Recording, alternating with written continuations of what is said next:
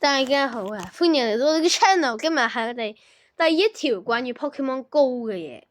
而我哋今次要講咧就係我哋最近有個超級裂空座團體戰日，咁就報告下成果啦。好明顯就係5隻嘅，不過咧我琴日咧係留咗張券嘅，跟住今日用咗張特級，所以其實只有8隻嘅，就嗰3隻。你哋覺唔覺得裂空座咧個捕捉機會好難啊？而且波都唔多啊！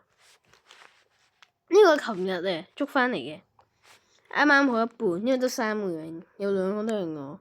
Ivy 還好。第一隻裂空座2154，sorry，攻10真係有啲可惜嘅，不過攻低血防高啊，就真係名副其實嘅。呢度衰啲，呢個一般，呢隻差唔多都係咁。呢隻哈哈哈哈！大家望下啦，就係完美嘅裂空座啊！我真係明嘅，好多完美嘅裂空座，好恐怖啊！我仲可以開第2季。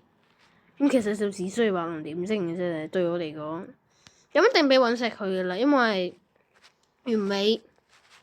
咁不過其實我都已經有一隻裂空座咗啦，就係呢隻，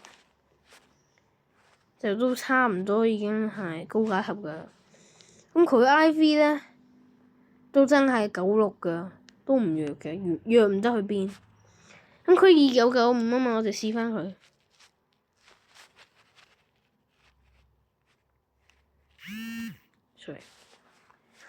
最多進3451，唔係話嚇，唔係話佢最高幾多啊？係喎，佢完美應該係佢最高嘅4336。10萬都快11萬，我覺得好虧啊！始終你要明白，哇，10萬喎，再開一招技，咁都唔使咁急嘅。咁今日嘅成果就係咁多啦。咁唔知你哋嘅成果又係咩咧？或者有冇打啊？咁就記得留言啦。好，記得 subscribe 點讚同埋個熱推我哋嘅頻道馬卡北超級裂空座喺度。咦？嗰度幾時有2個道館嘅？咦，新喎有一個。遲啲同你講啊，拜拜。